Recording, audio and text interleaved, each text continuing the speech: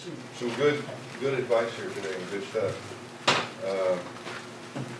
I won't say I'm constantly, but every now and then I get a call from Ruth. Jim, how do I do this on my cache page? How do I do this? How do I do that? She asked me to give a talk here on how to spruce up your cache page. And then she told me I had 10 minutes. There is no way I can tell you how to spruce up your cache page in 10 minutes without getting into HTML. So, through Ruth's encouragement in the past, I've written a couple of tutorials on how to use tables on your cache page to dress it up. And I know if anybody here writes web pages or is a web designer or something, tables are now frowned upon for page layout. But on geocaching.com, to the best of my knowledge, you can't use CSS or cascading style sheets. That's what we use now in web development. You can't do it on geocaching.com. So I wrote these little tutorials and I put them on NC Mag. How many people are familiar with NC Mag? Several, okay. If you don't have a membership, you're going to need a membership to look at these tutorials. They're on the forum side, and I've got them posted. And just today, before I left, I put 2 more up there. Images 101 and Images 102. The first one takes you in detail how to get an image from your computer to the file servers on geocaching.com and use that image to set the background on your cache page. This will display behind your cache page.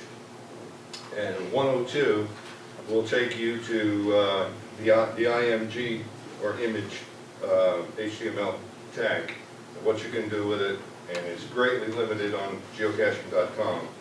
And these tutorials, I don't know, you probably can't see them here, but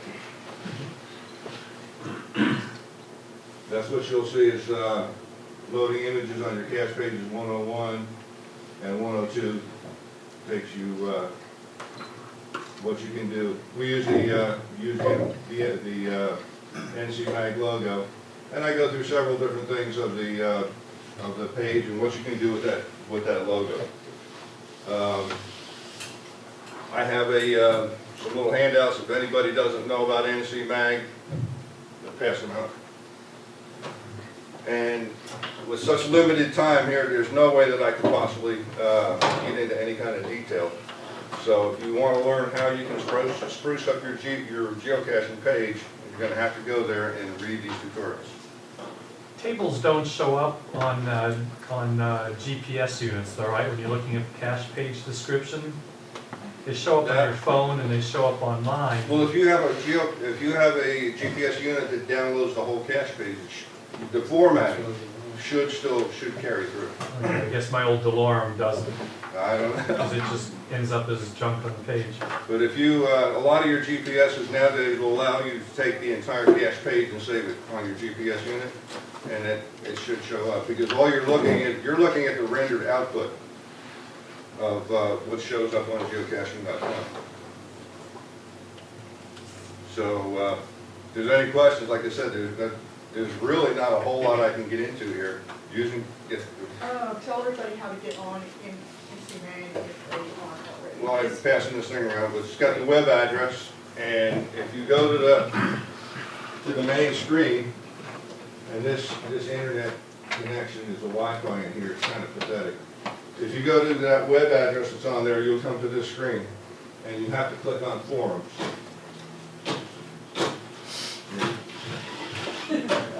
Well, it's right here. It's just uncooperative. But if you click on forums, and if you're log in as a guest, you're not going to see them. You have to register and just become a member. Doesn't cost you anything. It's free. Very little personal information. And once you have a membership, then you'll see a category called facts, FAQs, facts, and how-tos. And if you go in there, you'll see images 101 and 102 and tables 101 and 102. And there's some pretty good information there. And if there's something that you want to do that's not covered there, you're on NC Mag. You can post a note to a reply, and you can ask, and you'll get some help. Let me ask you this, Jim. Do you have anything on there yet for notifications, i.e. somebody posts something You on know- the forums, is there a notification? You can Opt go, in and out, yes. Do you want to opt in or opt out? opt in. Okay.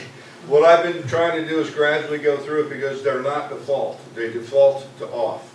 Okay, You can go to your personal, just hit on your profile button, and then you can go under your account settings and you can click turn on notifications.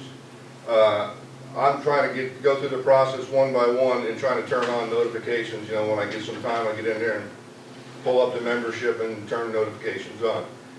What he's talking about is if you subscribe to a note, you start a topic, or you reply to a topic, then your notifications, if anybody further down the road makes another reply, you'll get an email. So to let you know that there's some activity on this thread that you're watching. And that's about it. Do you have any questions? What about putting animated GIFs onto your, Yes. Well, no. Geocaching.com will convert everything to JPEG. We used to be able to put music on too, and that was kind of cool. Because Janet and I have a cache called The Lonely Bull, and I got a call from one guy one day, and he cursed me up now, and he says, "Damn," he said, "I can't get that tune out of my head." And we used to be able to play MIDI files, and for some reason, Jeremy decided that we're not going to be able to do that no more. how about the graphics? I still see some movie graphics that would be animated. I don't know, I have to try that. Your door was one of those. Oh, yeah, that's right, we got the spinners, yeah, okay. It has to be a GIF file. But it used to be that geocaching.com converted everything to a JPEG. You can do it in borders, your animated GIFs, and you can embed them in. There's only about two or three file types that you can have. I think there's a PNG, JPEG, and I think you can use GIFs. Yeah. We've had a problem recently. A lot of our puzzles are graphics and image based, and last week or so, all our images went away. Yeah, I've been seeing it. You get that little screen from. Yeah, image. Well, sometimes they go, and that goes away. I don't know if they're having trouble with their file servers or what. We look on the forums and groundspeak, and this comes and goes. All our stuff is hosted on fileinagehosting.net.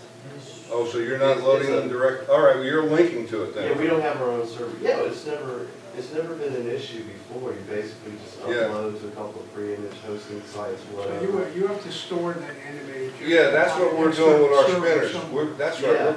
Well, then what you can do is you can go out on Google and find an animated GIF. You just link to right-click on it. but you're linking to it. Yeah. Bingo, you like just You're linking to it, you're not storing it on their servers. Right, and so Because that's what I thought, because whenever you load anything on their servers, they automatically convert it to JPEG. And one other Sounds like thing. a topic for another.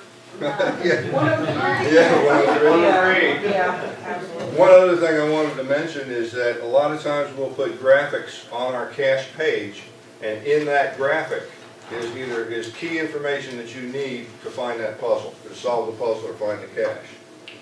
In Graphics 101 or Images 101, I show you how to set an image as a background image. And on this machine, the graphics display is just as wide as your cache page. So you never see the background image. So if you use an image and you set it as a background, it's going to display behind your cache page. So it's not a good idea to put any pertinent information in that image that is needed to solve the puzzle, because some people may never see it. Okay? Okay?